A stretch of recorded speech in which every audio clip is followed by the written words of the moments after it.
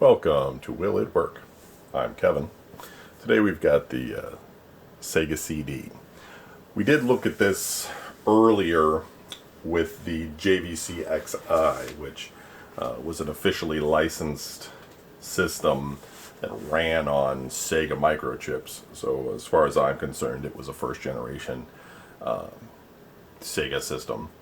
However, and so ultimately, you know, when you're talking about a console collection of mine, the way I do things, this is considered a variant. And I don't tend to collect variants.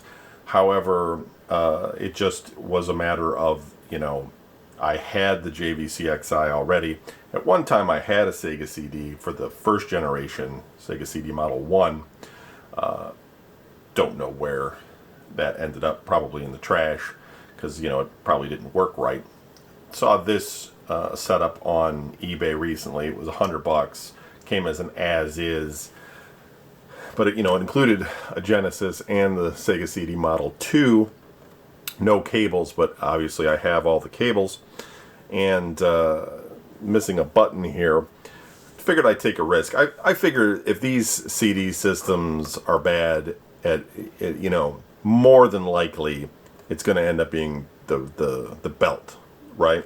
So I could replace a belt if that turns out to be the problem. I have tested this already.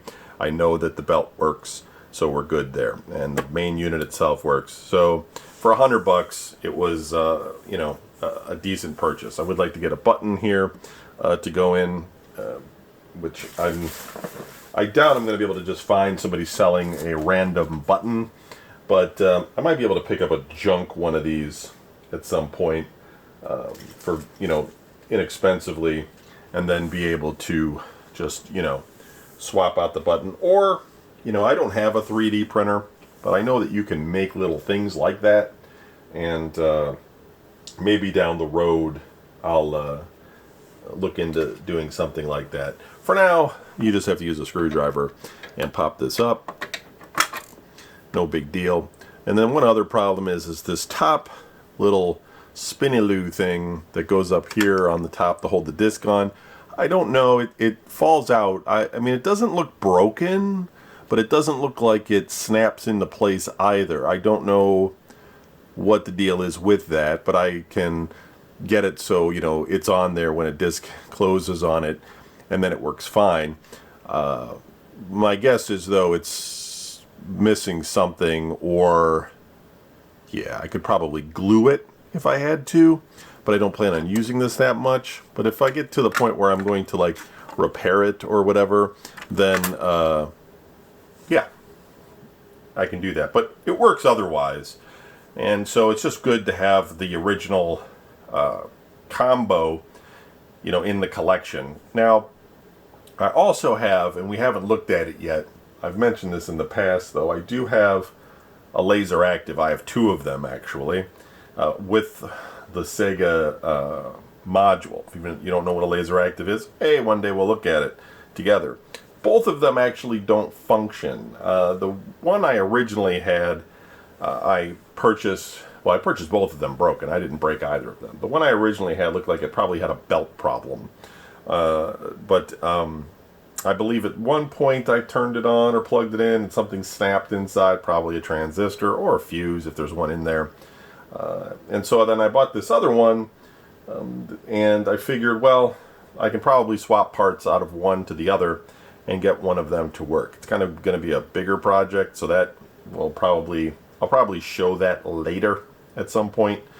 You know, like we may stop doing these everyday videos, and then months in the future you might see that I've got that thing to work, or I've given up on it, and I'll talk about why it will not work and kind of go from there. But today, we're going to look at the Sega CD. I got one game for this on hand, so we'll go ahead and check it out. I did try the cartridge side of it first, the very first thing I did, because if this doesn't work, that's not going to work. And this works fine. So let's switch over to the video side, and I'll get everything hooked up, and we'll take a look at it. Here we go.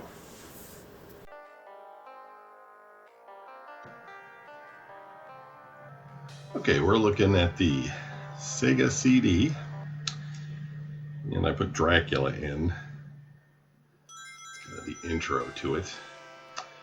And the important thing to remember about early CD games, especially Sega CD, but also to some extent the TurboGrafx CD as well, and some of maybe the earlier systems like Jaguar, 3DO, etc.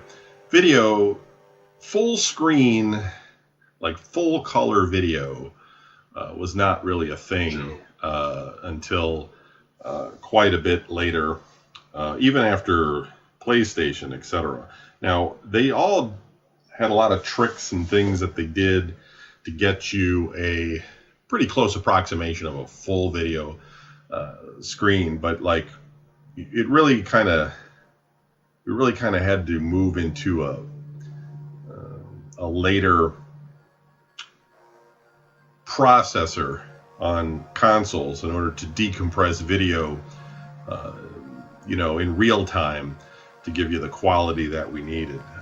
Even in those days of like PlayStation and stuff, a lot of those systems probably weren't powerful enough to play MP3s unless they were like, specifically designed to, to play compressed audio, with like a helper processor and that kind of thing. But they're like main processors probably weren't up to the task. A lot of PCs weren't up to the task until you got probably around like 100 megahertz or maybe 66 megahertz would do it. But it was it was pretty tight back then. And so like doing video, decompressing full set, which is a lot more intensive, is just going to take a while. So video on the Sega CD, super grainy, but it had video, So let's see. I'm sure we'll probably see some here.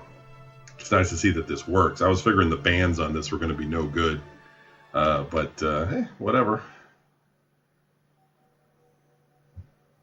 Yeah, see, perfect example. We got grainy video here. And that's not a problem with the system. That's just actually just how it was. Like, this is how video was on the Sega CD. If you were around back then, you remember. These are clips from the movie.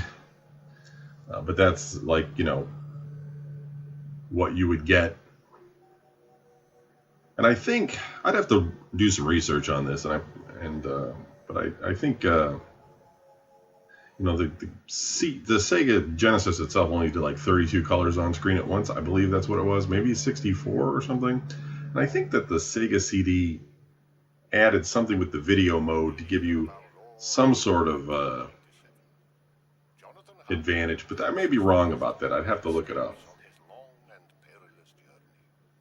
Still, I mean, it was cool of Sega to kind of take the system and go this way with it, in the sense of, they expanded it, gave you some options so you didn't have to necessarily upgrade this to something else. And, at the time, this was before PlayStation and Saturn were released. And, so while I don't think Sega CD was a success because it, wasn't great, at least Sega, was allowing you to expand your system and add on some additional features, which most consoles always sort of promised back then, but they never really delivered it. So what is this, like a fighting game? I can punch. Just seeing what my moves are here. Oh, all right, bird. Kind of like the background doing that horizontal shift thing. Oh, what's that guy? What's that guy? Hey. Okay, I can't even reach that guy. Totally almost dead.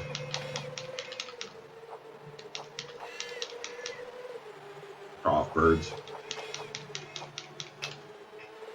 Oh, what was that? All right.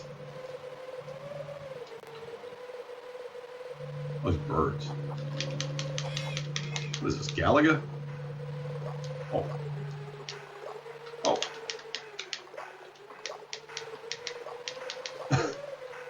just falling in pits.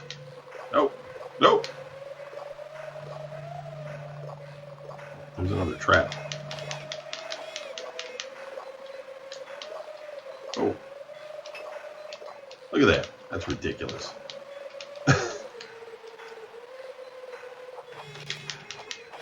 Worst game ever. Worst Dracula game ever. It's Dracula game. I'll probably look this up on Game Facts or something. It's probably like all-time greatest game. Best Sega Genesis game ever is Bram Stoker's Dracula. If you don't know how to play it, you suck. Oh, I threw a kick there for a second. Didn't help me with these stupid traps. Okay, so there is a kick. We all watched as I tried the kick before and it didn't do shit. Oh, I did some kind of crazy roundhouse kick.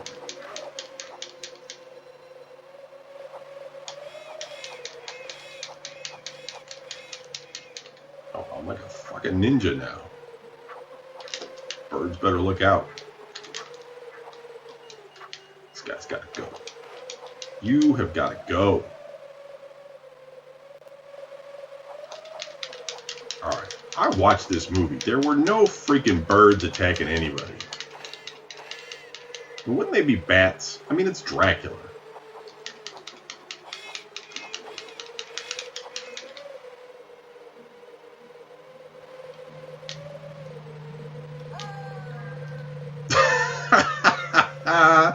Oh, you guys are making me have to time this right. Oh my god. This is some bullshit. It's my last life.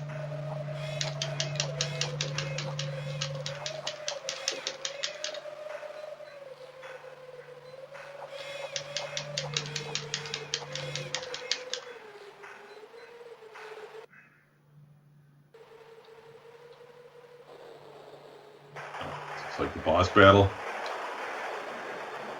It's just me getting hit by lightning.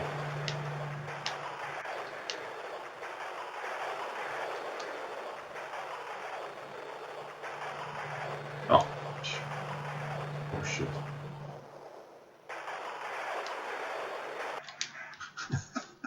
Dun dun. And death. Oh my god. So ridiculous. Sega CD. Dracula. Not great. Not great. Let's see if there's a demo.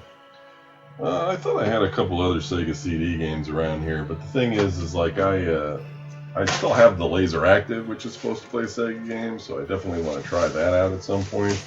So this one, we'll just kind of end it here. It works. Cartridge port works. So it's a keeper. It does need a little bit of work on the CD tray. I need a button. Not a big deal, and I've got to glue that one thing in on the top of the holds the disc down. But otherwise, it seems to work fine. Cool. Thanks for watching. I'll see you in the next video.